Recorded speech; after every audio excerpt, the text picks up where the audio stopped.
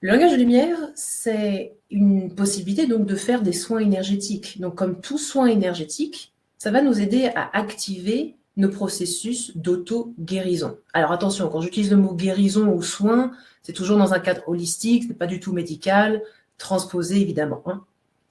Donc, processus d'auto-guérison, soutien de la capacité du corps à s'auto-guérir. Exemple, j'avais un torticolis il y a quelques jours, mauvaise posture, etc., etc. Et puis j'ai traîné, je me suis dit, bon, je vais mettre mes crèmes, je vais mettre mes huiles essentielles, nanana, je vais faire mon truc humain, quoi, en fait.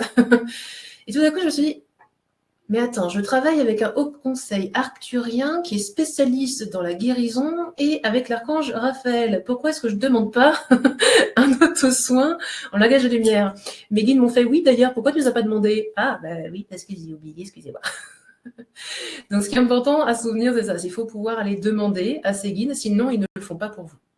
Donc c'est pas parce qu'on a un langage de lumière activé ou toutes les capacités de co-création activées que ça va se faire pour nous. C'est donc se souvenir de notre puissance personnelle. Le langage de lumière, c'est ça. C'est une expression de la demande, de l'intention que l'on pose. Donc, une fois que je me suis connectée au conseil arcturien, que j'ai reçu mon petit savon en tout bien tout honneur, j'ai canalisé et là, du coup, pouf, maintenant, ça va beaucoup mieux. OK ? Les langages de lumière, ça nous aide à libérer aussi l'énergie stagnante afin qu'elle se dissipe.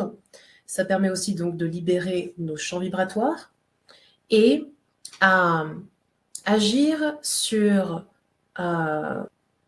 tous les plans. Donc, si vous avez par exemple une prise de tête, quelque chose qui vous manque vous manquez de clarté, que vous avez besoin de savoir quelle est votre prochaine étape, votre prochain plan, comment mettre en place les choses.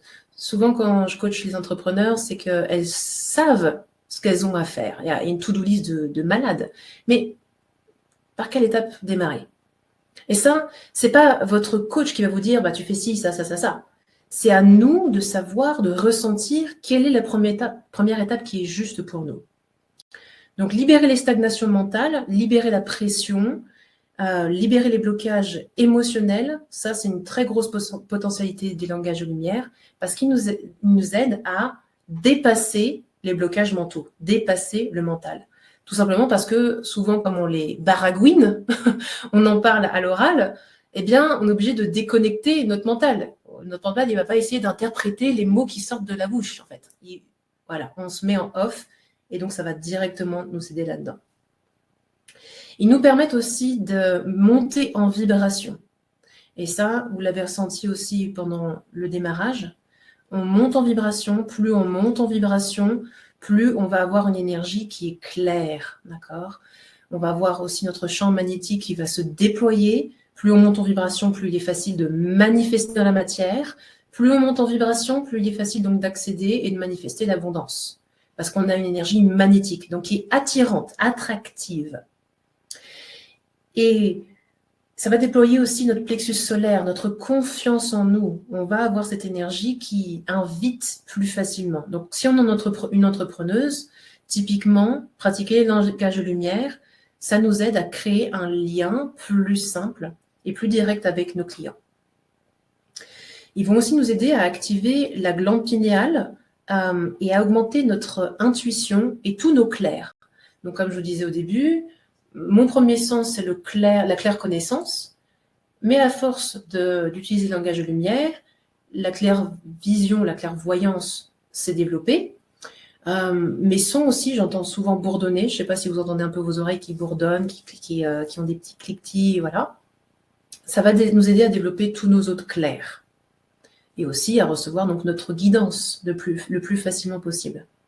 Et à se dire, voilà, tiens, aujourd'hui, je ne sais pas pourquoi, il faut que j'aille sur ce webinaire, je dois être là, il faut que je sois présente. Ou alors non, là, il faut que j'aille sur Instagram parce que je sais pas quoi. Et là, vous tombez sur une information ou sur un message canalisé ou le message que vous devez recevoir parfaitement au bon endroit, au bon moment, vous savez, et qui vous fait « Ah, mais voilà, mais c'est ça la réponse que j'attendais pour un tel et un tel. » Donc, ça prend aussi à ça, à recevoir nos messages dans le lâcher-prise et dans la richesse qui est disponible autour de nous.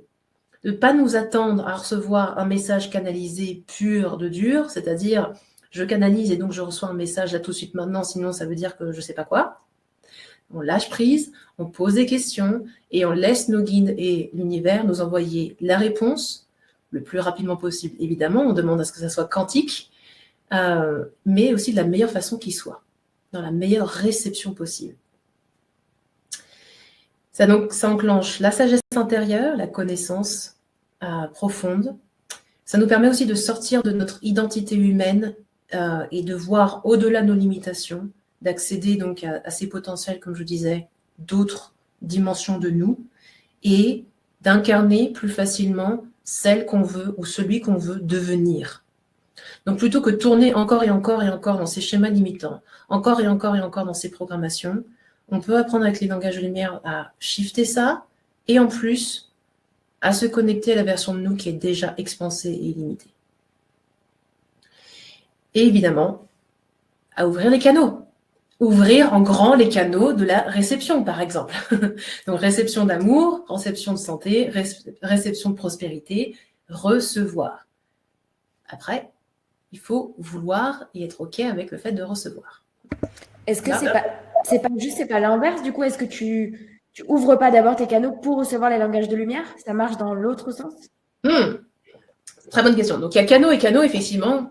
On a des canaux de réception d'informations, d'accord, que ce soit les codex universels, comme c'est marqué sur la slide, les guidances de nos hauts conseils, etc. Donc ça, c'est un type de canal. Mais on a aussi des canaux pour la réception monétaire,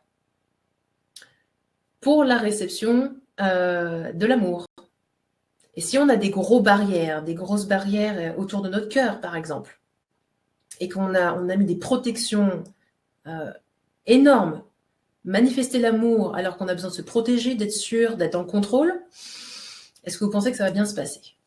Okay. Donc, on a des canaux pour tout. On a évidemment les méridiens aussi, qui sont des grands circuits, des grands canaux. On a le canal central.